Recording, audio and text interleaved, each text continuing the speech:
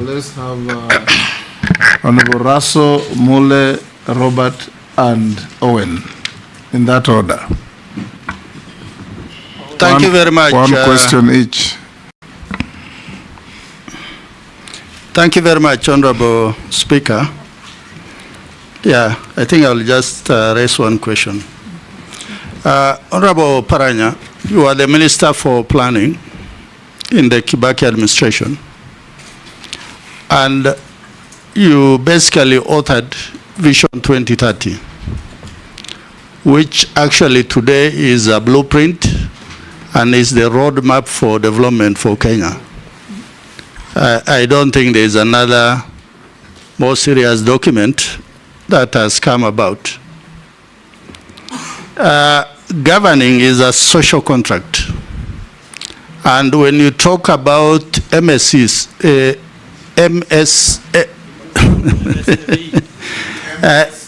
micro, medium, small enterprise, and cooperative is part of our people. It is that development which you in Kakamega, or that governor in Marsabit, or that governor in Wasungishu looks at, because it is about the people. Now, if we put the two together, Vision 2030, and the job, if Parliament approves your nomination, what do we see the link between the two? Thank you, Honorable Speaker. Thank you, Honorable Speaker.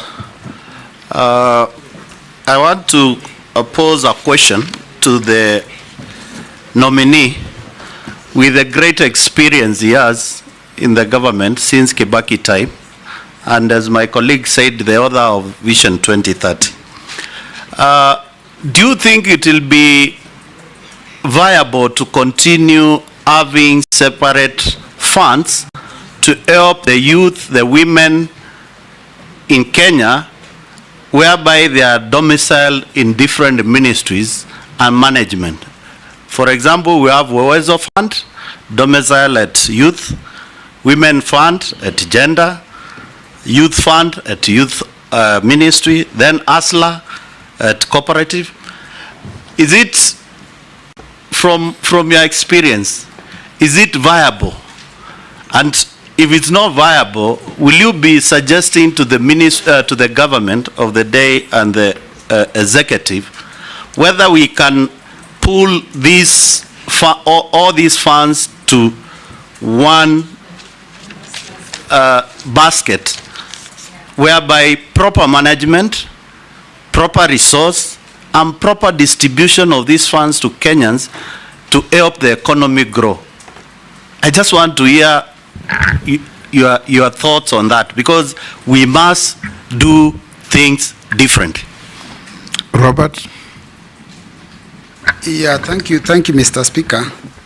Now, cooperative society is riddled in debt all over. I'll give you an example of when I was elected in Kadhiani.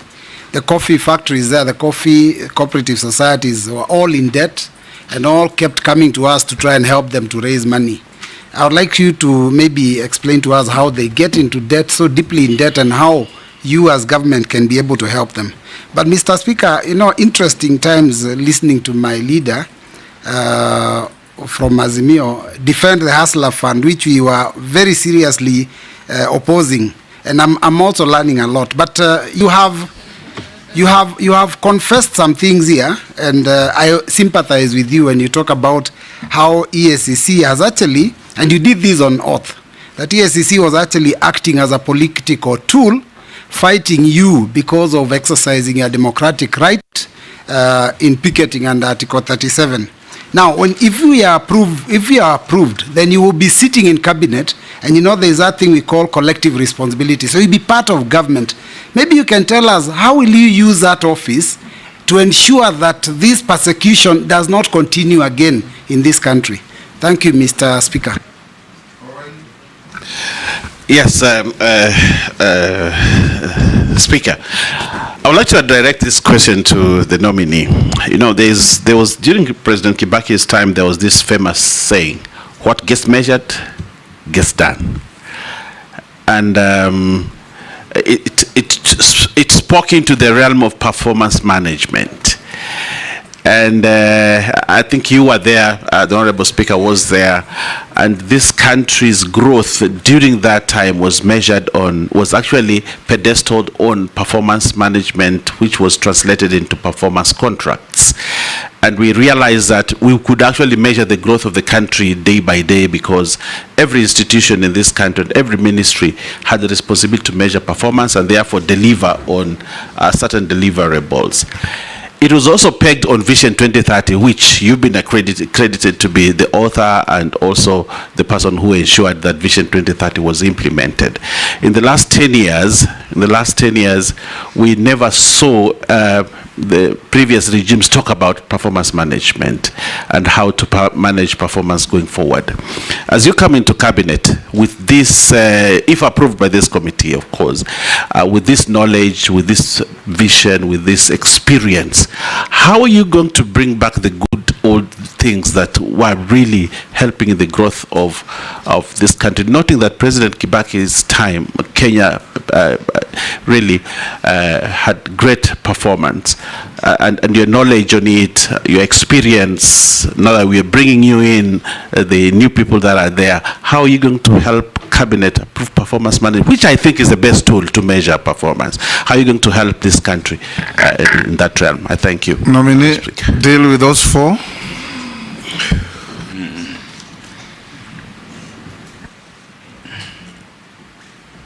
I started with Mula, or No, we did Oraso. the social contract cooperative link between the two. Can you repeat that question? I think I missed something out of it. Thank you very much, Honorable Speaker. What I said is that when you talk about SMEs and you talk about cooperatives, it is about our people. Although we can run away, it is what you call the bottom-up, because that is the economy at Mashinani there. Vision 2030, which you authored and which you presented to Kenyans, is the roadmap to development that we are using until today. So I'm saying, if you link the two, as the immediate former governor of Kakamega, how are you able to link the two to see that are we making progress in Vision 2030? Yeah, thank you very much for that question. I think now I have understood, Mr. Chairman. First of all, the Vision 2030 is a long-term blueprint for development of this country. And it came up during the times of the former president, the late Mike Kibaki. And this document is a very good document if you have an opportunity of reading it again. But unfortunately,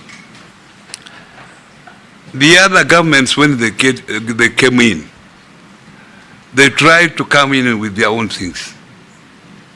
Some of the issues being undertaken now are out of line. But that's not bad, because we had said in the vision clearly that the environment, the business environment, the economy environment changes. So you are also supposed to come up with those changes to address changes in the planning, to address those particular changes that have happened. And that's why I'm saying that when we came up with Vision 2030, cooperative services were put under financial services in the Vision 2030. If you go to the page of financial services, cooperatives are there. By that time they were planning, cooperatives were not given emphasis, unfortunately. They were put there, and if you read them, you read that it's just a paragraph, which was unfortunate. Forgetting that cooperatives are the engine of development for this country. So the link between the two is that cooperatives were recognized, but unfortunately they were not given emphasis. We are now saying that this time, for us to grow the SMEs, we must grow cooperatives. That is critical. And the fact that SMEs have been taken as a pillar, one of the 5 pillars that the transformation of the economy of this country has to be undertaken through SMEs. The question of Honorable Mule, that there are various funds, UEFA Fund, Women Fund, Youth Fund, Hustler Fund.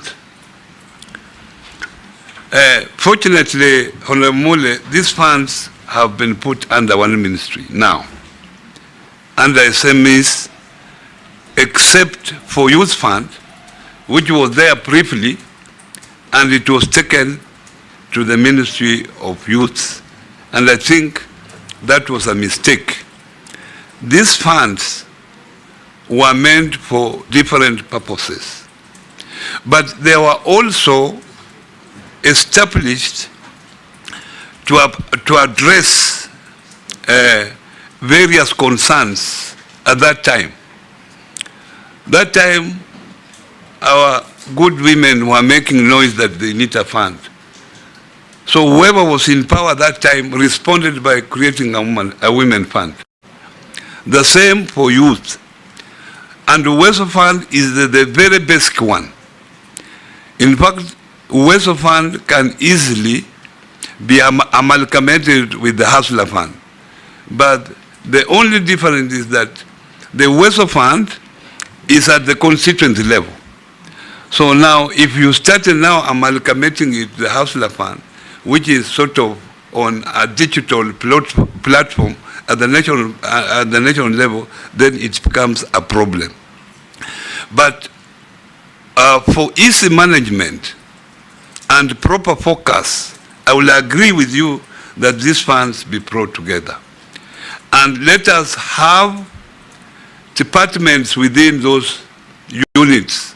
And those departments are given a budget. This is 200 million. Make sure that they go to the women. This is a particular, this is 1 billion. Let it go to the youth.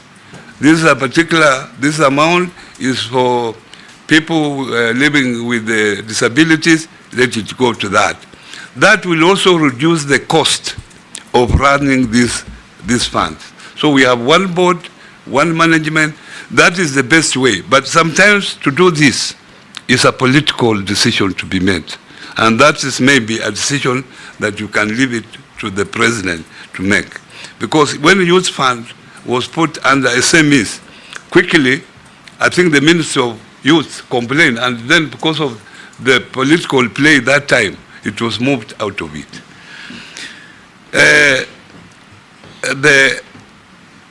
The question raised by Robert, MP for Katiani,